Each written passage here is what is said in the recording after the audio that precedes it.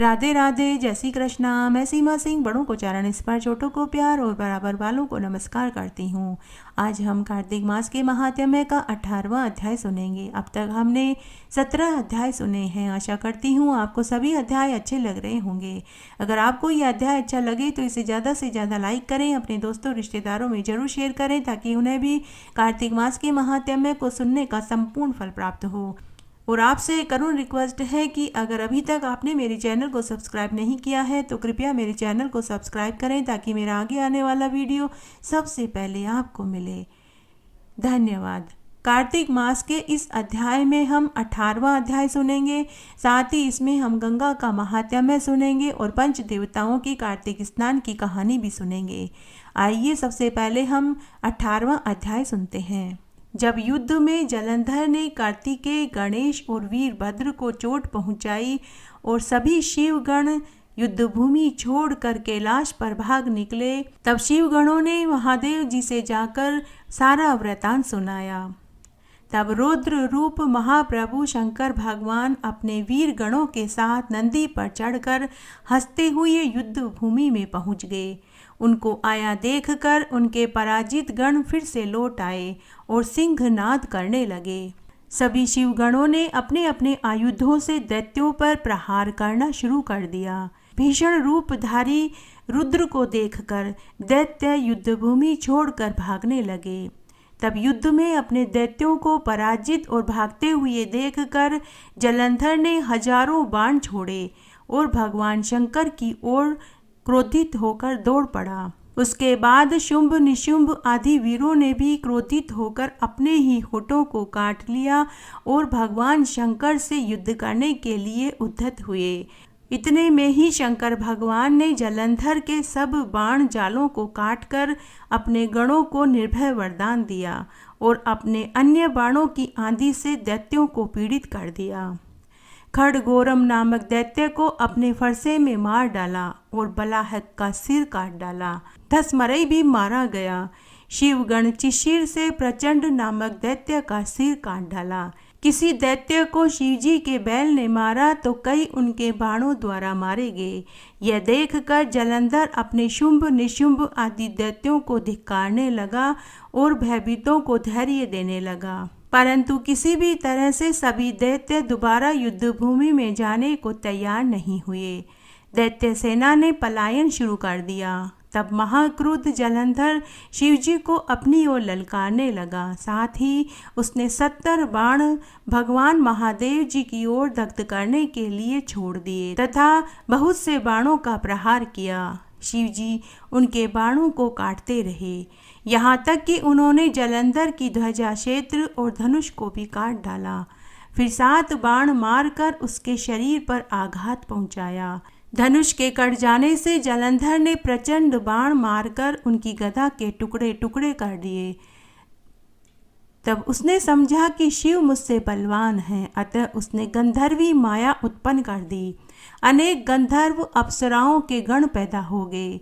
वीणा और मृदंग आदि बाजों के साथ नृत्य व गान करने लगे। इसमें अपने गणों सहित रुद्र भी मोहित हो गए। उन्होंने युद्ध बंद कर दिया। फिर तो काम से मोहित हो जलंधर तुरंत ही त्रिनेत्र भगवान शंकर का रूप धारण करके वृषभ पर बैठकर माता पार्वती के पास कैलाश पर पहुंच गया। उधर जब माता पार्वती ने अपने पति को आते हुए देखा तो अपनी सखियों का साथ छोड़ दिया और आगे आई। पार्वती को देखकर कामातुर जलंधर का वीर्य पतन हो गया और उसके पवन से वह जड़ भी हो गया। उसी क्षण माता गौरी ने समझ लिया कि यह महादेव जी नहीं बल्कि जलंधर है, तो वे उसी समय अंतर्ध्यान हो गई और उत्तर दिशा की ओर चली गई। वहां पार्वती जी को न देखकर जलंधर फिर से युद्ध मैदान पर पहुंच गया।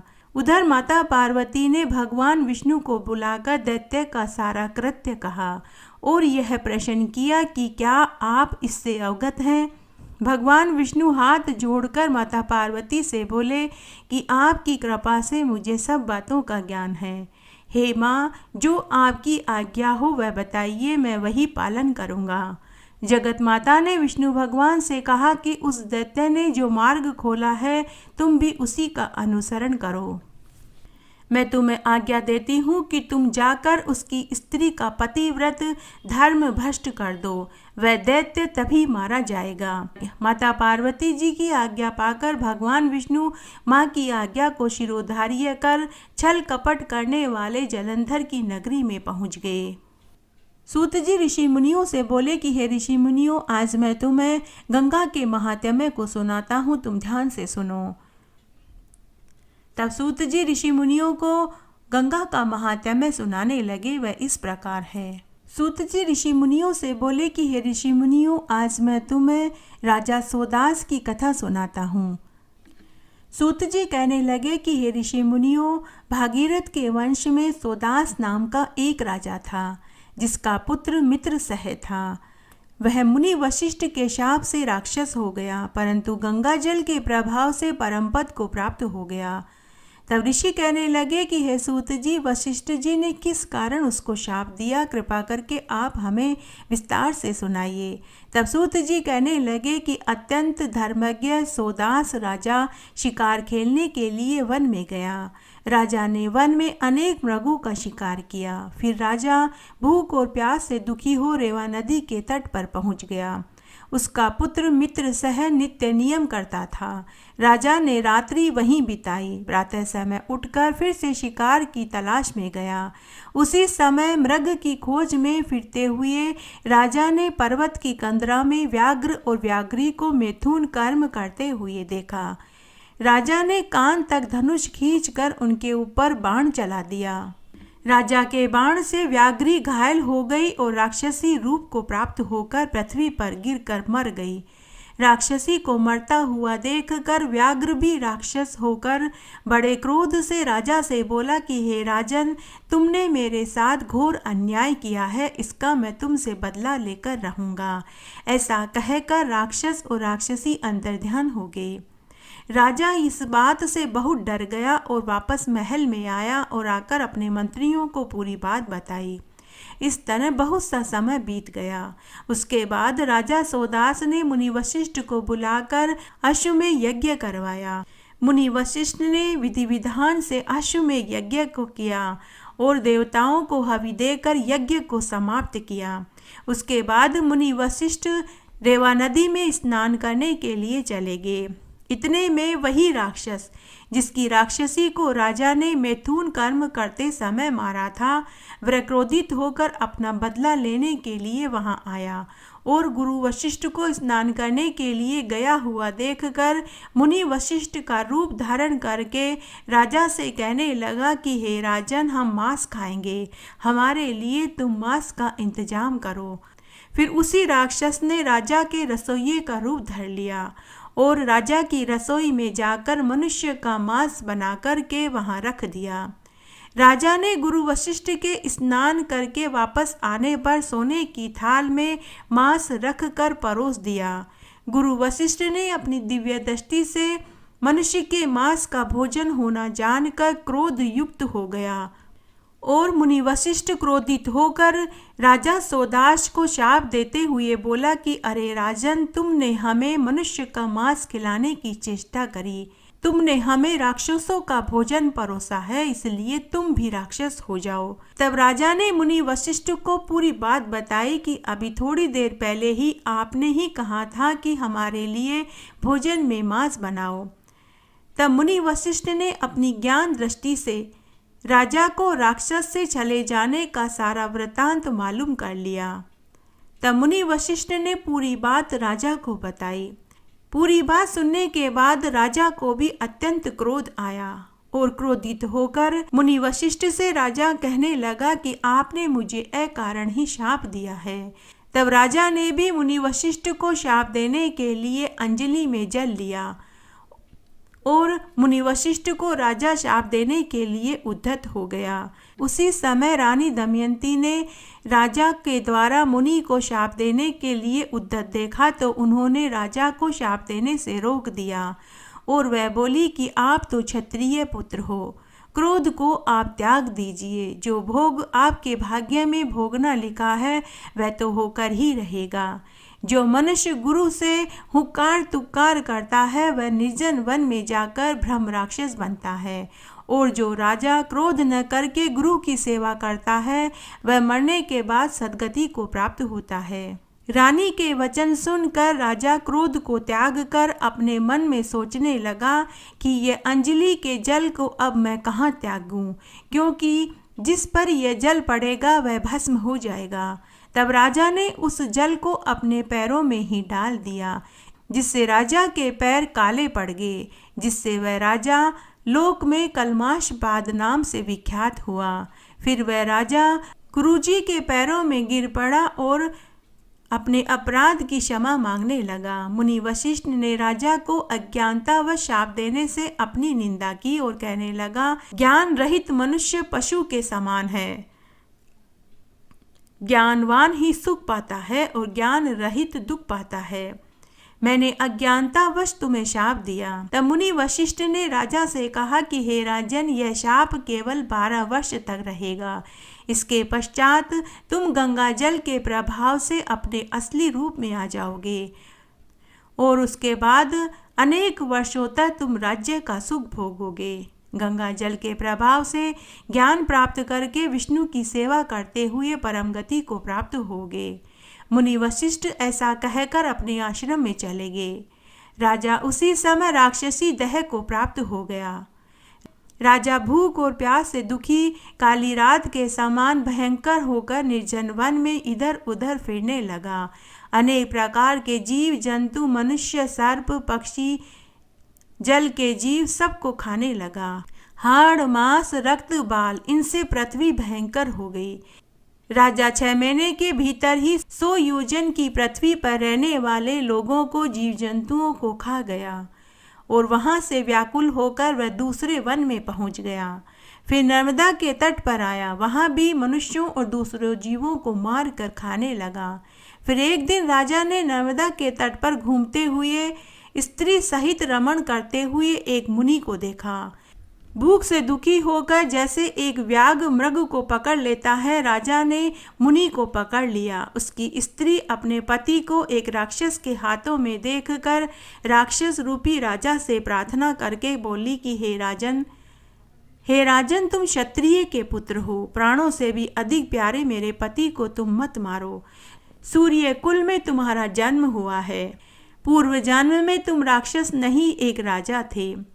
हे राजन, मैं अनाथ हूँ, मेरी रक्षा करो, मैं बाल विधवा हो जाऊंगी। बिना पति के स्त्री का जीवन व्यर्थ है। मेरा लड़का अभी बहुत छोटा है। मैं इस वन में पति के बिना कैसे जीवित रह पाऊंगी। तुम मेरे पति को प्राण दान देकर मेरी रक्षा करो। प्राण दान के समान दूसरा और कोई दान नहीं है। ऐसा कहकर ब्राह्मणी राक्षस के पैरों में गिर पड़ी। ब्राह्मणी के इतना कहने पर भी राक्षस ने कुछ दया नहीं आई। जैसे व्याघ्र मृग के बच्चे को खा जाता है, वैसे ही उस ब्राह्मण को खा गया। तब ब्राह्मणी क्रोधित होकर बोली कि मैथुन कर्म में रत तुमने मेरे पति को मारा है, इसलिए जब तुम भी स्त्री का संग करोगे तो तुम्हारा नाश हो जाएगा। तुमने मेरे पति को मार डाला, इस कारण राक्षस योनि में ही रहोगे। ऐसे 2 शाप सुनकर राजा और भी क्रोध करके कहने लगा कि हे दुष्टे, तूने एक अपराध के बदले में मुझे 2 शाप दिए, इसलिए 2 शाप देने के कारण तुम भी राक्षस हो जाओ। तुम पुत्र युक्त पिशाचनी होकर इसी वन में इधर उधर फिरती रहना। सूत जी कहते हैं कि हे ऋषियों, इस प्रकार शाप युक्त वह पिशाचनी पुत्र युक्त क्षुधा से दुखित होकर रोने लगी।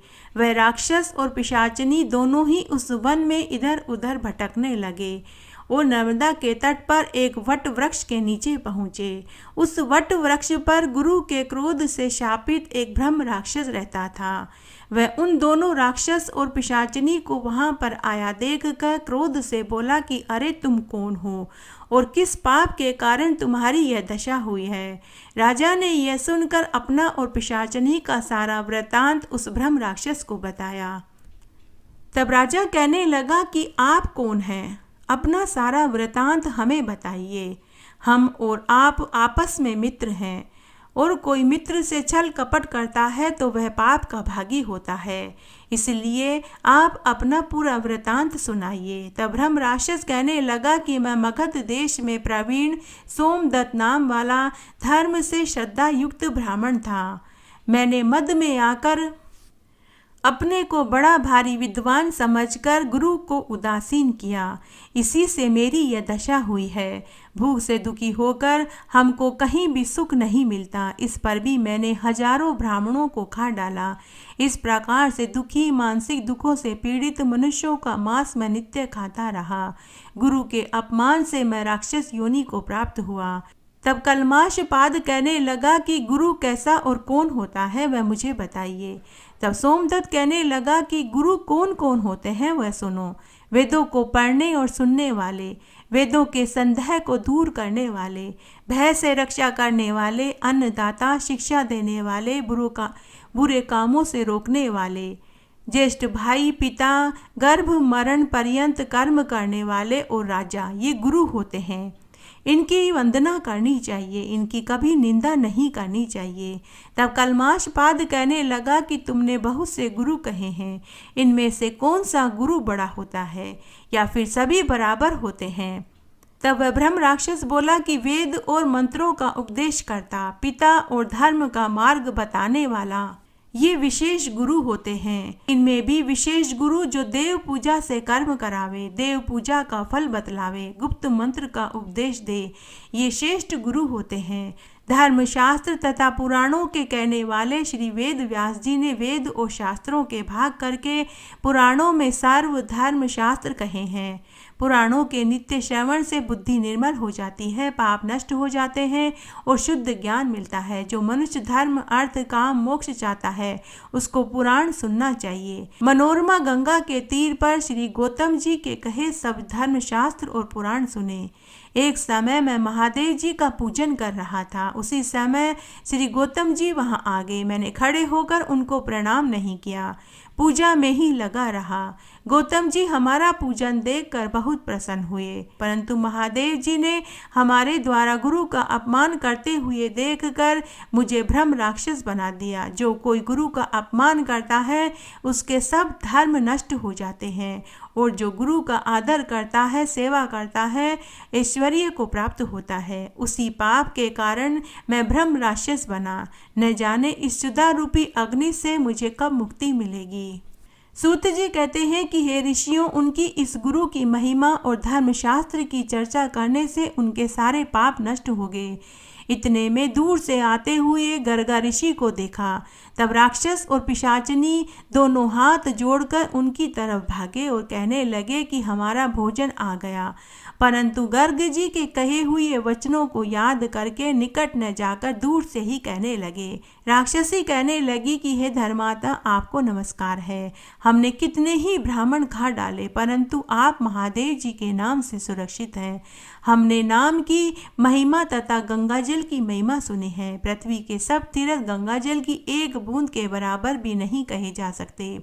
तुलसी दल युक्त सरसों के दाने मात्र भी गंगाजल की 21वीं कुलों को पवित्र करता है। इसलिए गंगाजल के अभिषेक से हम पापियों की रक्षा करो। इस प्रकार उनकी बात सुनकर ब्राह्मण को बड़ा आश्चर्य हुआ कि लोक की माता गंगा जी में इन पिशाचों की इतनी श्रद्धा है तो ज्ञानी पुरुषों की कितनी होगी। गर्ग मुनि ने कृपा करके तुलसी दल युक्त गंगाजल उन दोनों के ऊपर छिड़क दिया। उन दोनों के ऊपर गंगाजल छिड़कते ही वे दोनों राक्षस योनि को छोड़कर देव तुल्य हो गए। पुत्र युक्त ब्राह्मणी और सोमदत्त शंख चक्र गदा पद्म धारण किए हुए चतुर्भुज विष्णु रूप होकर गर्ग जी की स्तुति करते हुए विष्णु लोक को चले गए और राजा कलमाशपाद अपने रूप को प्राप्त हो गया और कुछ सोच में पड़ गया। तब गुप्त रूप से सरस्वती उसको इस प्रकार सोच में पड़े हुए देखकर बोली कि हे राजन, सोच मत करो। राज्य के अंत में तुमको भी विष्णु लोक की प्राप्ति होगी। अच्छे कुलों से पाप रहित होकर विष्णु की भक्ति में लगे रहो। दया युक्त वेद मार्ग पर पर चलना और गुरु की पूजा में रत होने से लोगों को विष्णु लोक की प्राप्ति अवश्य होती है। माता सरस्वती के वचनों को सुनकर आनंदित हो राजा ने गुरु का स्मरण किया और गर्ग ऋषि को प्रणाम करके श्री गंगा जी की स्तुति करी। विष्णु जी का स्मरण कर काशी में चला गया। 6 महीने तक काशी, गंगा और विश्वेश्वर महादेव के दर्शन करता हुआ अति आनंद के साथ अपने राज्य में आया। गुरुजी ने अभिषेक किया, फिर अनेक भोगों को भोग कर पृथ्वी का रक्षण करता हुआ मोक्ष को प्राप्त हुआ। सूत जी ऋषियों से बोले कि इसमें कोई आश्चर्य नहीं है। विष्णु जी और काशी के गुण गाने, स्मरण करने, गंगा जल का पान करने से मनुष्य मोक्ष को प्राप्त होता है। सूत जी बोले कि हे ऋषि मुनियों, ये मैंने तुम्हें गंगा महात्म्य की कथा सुनाई। ब्रह्मा महेश जिसका पार नहीं पाते, गंगा स्मरण मात्र से मनुष्य करोड़ों पापों से छूटकर मोक्ष को प्राप्त होता है। गंगा गंगा बार बार कहने से मनुष्य पापों से छूट जाता है। जो मनुष्य कार्तिक मास में इस महात्म्य को सुनता है, पढ़ता है, सुनाता है, तो उसको गंगा स्नान करने जितना ही फल प्राप्त होता है।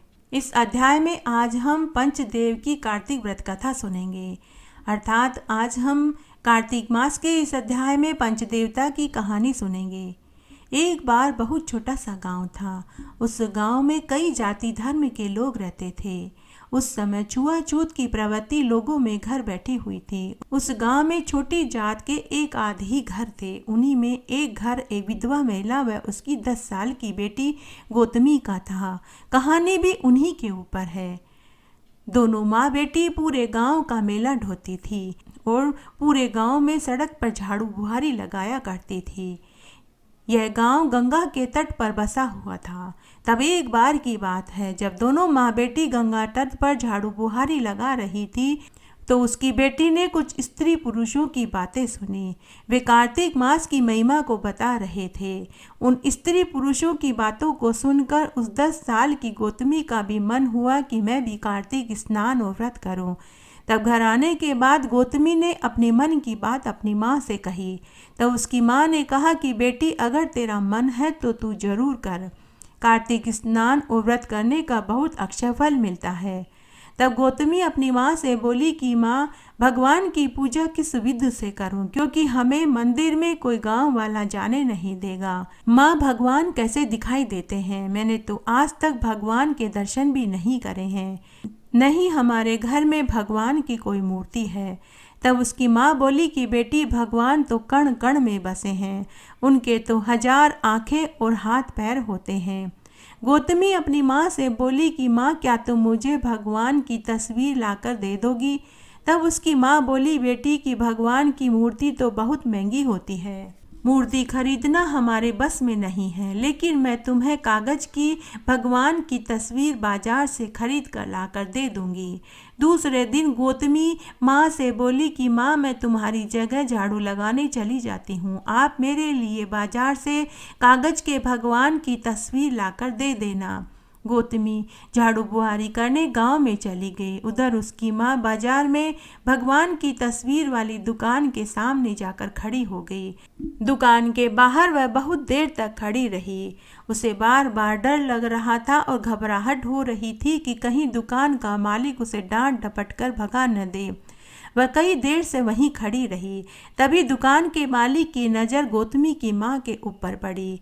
दुकान के मालिक को उसे देखकर बहुत गुस्सा आया। उसने अपने नौकर से कहा कि अरे ओ शामू, उस छोटी जात की महिला को भगा कर आ। अगर मेरे ग्राहकों ने उसे मेरी दुकान के आसपास खड़े देख लिया तो कोई मेरी दुकान से सामान नहीं खरीदेगा। नौकर ने मालिक की आज्ञा का पालन किया। वह गौतमी की माँ के पास गया और बोला कि अरे भाग यहाँ से, मालिक ने तुझे यहाँ खड़ा रहने के लिए मना किया है। तब गौतमी की माँ गिड़गिड़ाते हुए नौकर से बोली कि अरे भाई, मुझे भगवान की तस्वीर चाहिए। मेरी बेटी कार्तिक स्नान और व्रत करेगी और उसे भगवान की पूजा करना है और दर्शन करना है। और अपनी फटी पुरानी साड़ी के पल्लू से 10 रुपए का नोट नौकर की ओर बढ़ाते हुए बोली कि अरे भाई, ये 10 का नोट लो और मुझे भगवान की कागज की तस्वीर लाकर दे दो। नौकर ने कहा कि दूर दूर, बावली हो गई है, मैं तेरे अड़ूंगा। मालिक ने मुझे देख लिया तो मुझे काम से निकाल देंगे। चल भाग यहाँ से और दोबारा कभी दुकान के सामने आकर के खड़ी मत होना। गौतमी की माँ दुखी और उदास मन से घर आ गई। थोड़ी देर बाद गौतमी भी घर आ गई। फिर माँ ने गौतमी को पूरी बात बताई। गौतमी में बहुत उत्साह भरा हुआ था। वो माँ की बात सुनकर दुखी नहीं हुई। उसने अपनी माँ से कहा कि माँ, तुम ही तो कहती हो कि भगवान कण कण में बसे हैं। माँ बोली, हाँ बेटी, सब लोग तो यही कहते हैं कि भगवान कण कण में विद्यमान है।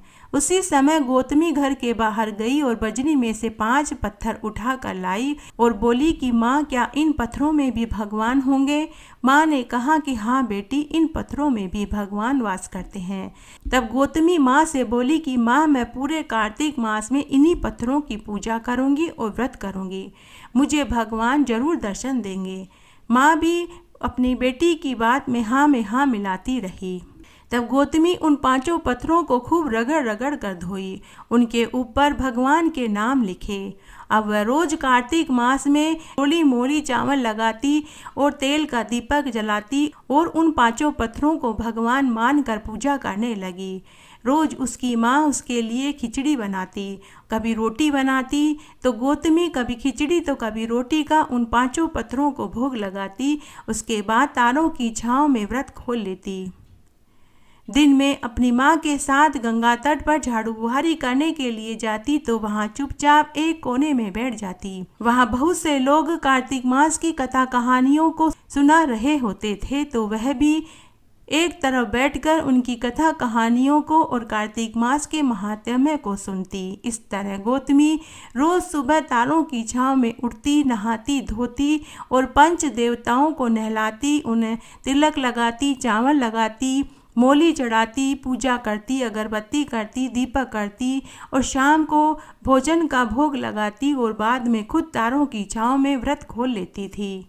ऊपर स्वर्ग में पंच देवताओं का सिंहासन डोल पड़ा। तब ब्रह्मा जी ने पंचदेवों से कहा कि हे देवों, मृत्युलोक में एक 10 साल की लड़की कार्तिक स्नान व्रत कर रही है। उसकी जिद है कि वह भगवान के दर्शन करना चाहती है। अगर आज आप उस छोटी सी अबोध कन्या की नहीं सुनेंगे तो कलयुग में कौन पूजेगा? तब सभी पंच देवों ने ब्रह्मा जी से अनुमति ली और उस कन्या की झोपड़ी में प्रकट हो गए। उस समय सुबह के 4 बज रहे थे। झोपड़ी में चारों तरफ प्रकाश फैल गया। तभी गौतमी गौतमी की आवाज़ हुई। गौतमी ने थोड़ी सी आँख खोल करके देखा तो उसे 5 जने दिखाई दिए। गौतमी ने अपने बगल में सो रही माँ को देखा। तब पंच देवों ने कहा कि गौतमी, हम तेरे भगवान हैं। हम तेरे कार्तिक स्नान और व्रत पूजा पाठ से प्रसन्न हुए।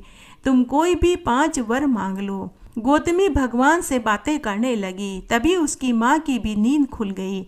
माँ ने कहा कि बेटी, तू किससे बातें कर रही है?